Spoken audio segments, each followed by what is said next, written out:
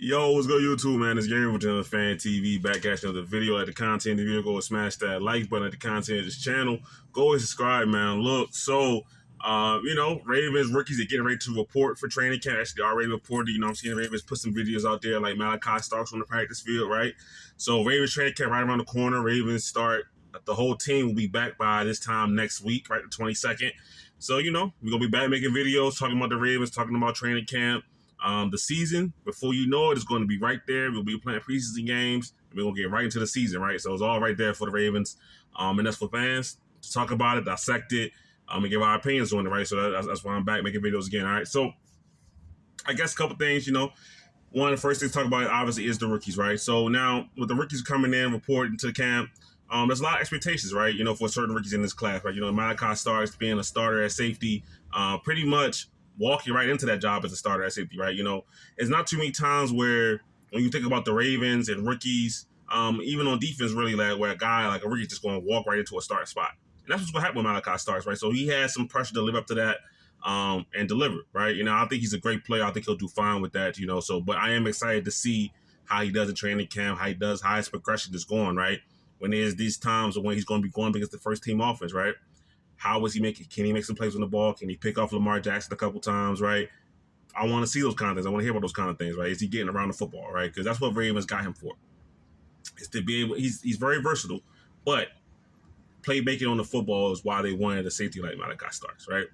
And then the second round pick, Mike Green, is not signed, right? He's unsigned, but to my knowledge, he's not holding out, right? So him being unsigned is not really that big of a deal, just because of the simple fact that I believe only two rookies that were drafted in the second round have signed their contract. I believe it's the Browns rookie, the linebacker Schlesinger, and the Texas wide receiver Higgins. I believe they're the only two guys that have signed their rookie deal and that were drafted in the second round, right? So Mike Green not being signed, I don't believe he's holding out. I haven't heard that, you know what I mean? So it's not really that big of a deal, but it is interesting that this whole kind of labor union issue is going on with the NFL. And then especially on top of that, what happened with the NFLPA and the collusion case and all things that came out about them trying to keep guarantees down, right? Which we already knew, but that kind of come out. So now this is happening. So it's like, it's all happening again for the NFL. But as far as Mike Green, I'm excited to see what he can do, right? It's kind of hard to judge D-line, O-line competition going up against each other because, they are going full speed. They are going hard, right? But it's a different thing when it's full pad and it's really time to go, right? They'll get to that point in training camp, but early on, you're not going to see that too much, right? So, but Mike Green's got to look out for, right? And there's several other rookies, right? We're not going to go through every single list of rookies, right? But I'll talk about one more guy like LeJohntay Wester, right? He's another rookie that he has the opportunity to come into a starting spot, but on special teams, right? Or that punt returner job is up there for him, right? If he wants it, if he can grab it, I think the Ravens want him to be the team's punt returner, right? So it's up to him to kind of make that his own spot. All right. Now, moving on, right? Lamar Jackson, every offseason they do this ESPN top 10 of every position, right? And they go around and they ask NFL scouts, GMs, personnel around the league, name your top 10 so-and-so, right? So this one was obviously for quarterback. We're talking about Lamar Jackson. And the consensus rankings had Lamar Jackson at 4th, right? There was either one guy, obviously they don't give any names because it's all anonymous, right? One guy had Lamar Jackson as low as 6th, right? Now, to me, there's a tier and there's a class of quarterbacks, and Lamar's in that class, right? There's a big four because people want to throw Joe Burrow in there. Not disrespecting Joe Burrow, he's a great quarterback, but really there are 3 truly top tier quarterbacks, right? It's Lamar, it's Mahomes, it's Josh Allen, right? Those are the 3 guys, right? Respect to Joe Burrow. I love what he does. He's a good player. He's just a notch below those guys, right? So that's for one. So anything that, if you want to have those guys in different orders, 1 to 3, whatever, but those guys got to be a top 3 in my opinion, okay? I will put Lamar 1. Over the last 2-3 years, he's been the best quarterback, right? You can bring on certain things and other things like that. We already know about the cases, but for me, Lamar just has been the best quarterback in the league, definitely the last 2 years, in my opinion, right? Now, there are things that are going to be held against Lamar Jackson, fair or unfair, that he's going to have to overcome, quote unquote, not showing up in the big games, which I think is BS. You watch the Bills games, he had a couple negative plays, he did, but when the chips were down and the Ravens needed him, he delivered. right? The Steelers game, he delivered. So that playoff run last year was really shaping up to be a really good playoff run for Lamar Jackson, but a couple plays here and there, it taints the whole thing, right? Now, at the end of the day, the narratives from when Lamar Jackson first started off as a quarterback in the NFL are going to follow him probably until he does win Super Bowl, right? And that's just what it is, fair or unfair. The NFL is going to always view Lamar Jackson a certain way, right? I remember that people were putting up quotes and not quotes, putting up old videos of 2022 when this same kind of poll came out and Lamar Jackson wasn't listed in the top 10. He was an honorable mention, right? And they said, well, yeah, this is the year that people are going to finally figure out Lamar Jackson, right? Mind you, this is after he already had an MVP, right? This is already after he's already, shattered different records, right? So from then to now, Lamar has only become a better player, but yet the respect level, it doesn't match up to where he's at currently as a player, right? And people might say, well, he's ranked fourth, right? That's not terrible. No, it's not. But it is disrespectful to what he's done, right? Fourth is just too low. All right, now, like I said, I'm not gonna get all up in arms about ESPN ranking. It is what it is, right? Especially coming from Jeremy Fowler, who has. Jeremy Fowler's not he's not saying the words, but it seems like a lot of these negative quotes and anonymous sources from ESPN, it always seems to have his kind of name attached to it, right? So, but that's take it with a grain of salt. It is what it is.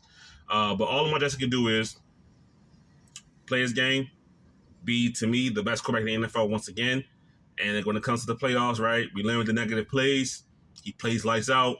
Ravens win the Super Bowl. That's the formula, right? That's it. Right? It's going to be that simple, okay? All right. So last thing I want to talk about is the players with the most to gain, right? This is training camp. This is where you come to win jobs. This is when you come to make the team, right?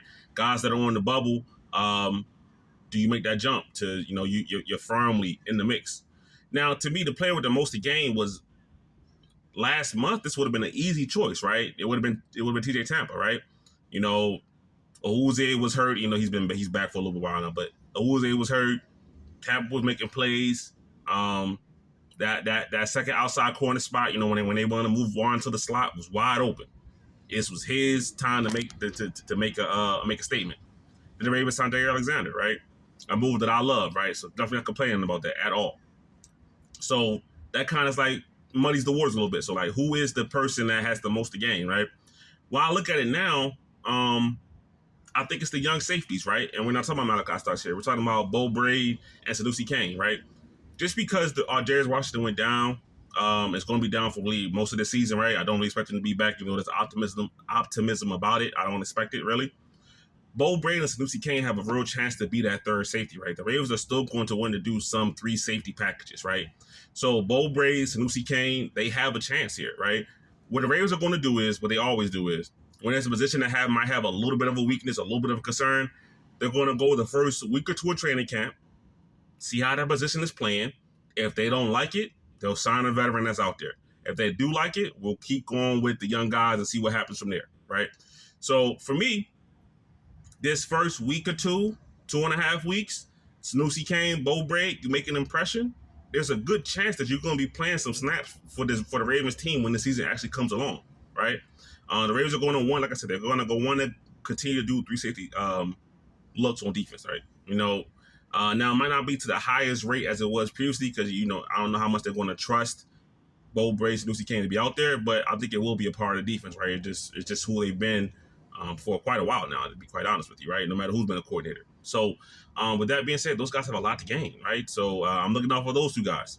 And then really, if we talk about position battles, training camp battles, right? This guy can win this job.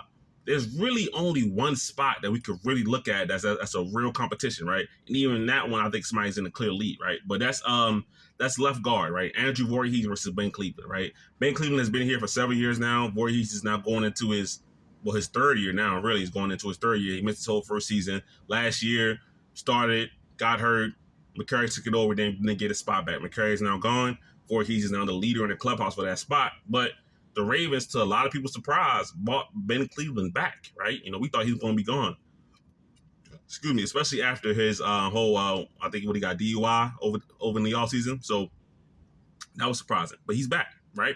So with those 2 things right there, that's a real fight for left guard. Now, Voorhees is in the lead right? I think that's just a fact right now. He is in the lead.